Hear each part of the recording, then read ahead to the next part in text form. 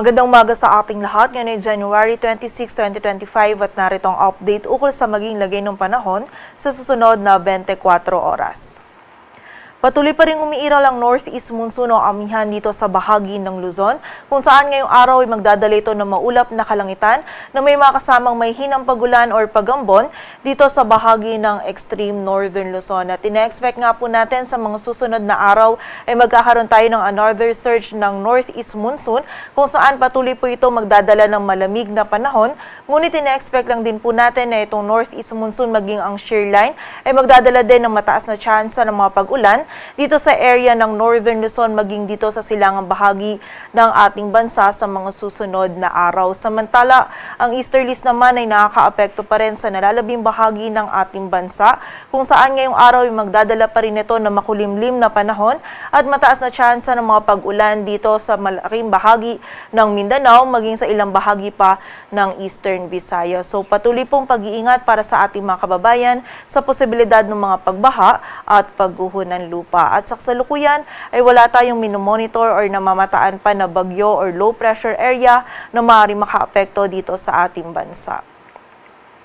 At para nga sa maging lagay ng panahon ngayong araw ng linggo, maulap na kalangitan na may mga kasamang may hinang pagulan or pagambon yung mararanasan dito sa area ng Batanes, dulot po yan ng amihan. Samantala, dito naman sa Metro Manila maging sa nalalabing bahagi ng Luzon ay magiging bahagyang maulap hanggang sa maulap yung ating kalangitan. Meron tayong mararanasan pa rin ng mga isolated na mga may hinang pagulan or pag-ambon. At dahil nga po sa kasalukuyan ay medyo mahina pa yung amihan, ay makakaranas din po tayo ng bahagyang mainit pa na panahon, lalong-lalo na sa tanghali dito sa area ng Metro Manila, maging sa ilang bahagi pa ng Southern Luzon ngayong araw. Agwat po ng temperatura dito sa Metro Manila ay mula 23 to 32 degrees Celsius.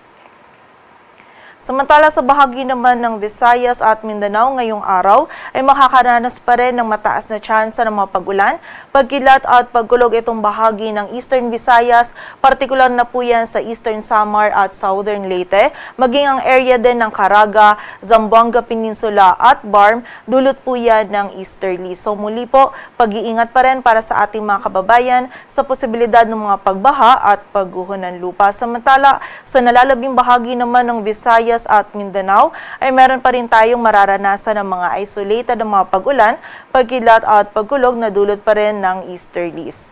Agwat ang temperatura sa Cebu ay mula 26 to 32 degrees Celsius at sa Davao naman ay 24 to 33 degrees Celsius. At para naman sa lagay ng dagat baybayin ng ating bansa, wala po tayong nakataas na gale warning, ngunit iba yung pag-iingat pa rin para sa mga kababayan natin na maglalayag sa mga dagat baybayin ng Northern at Central Luzon, kung saan magiging katamtaman hanggang sa maalon po yung lagay ng ating karagatan. Dito sa Metro Manila, ang araw ay sisikat mamayang 6:25 ng umaga at lulubog mamayang 5:52 ng hapon.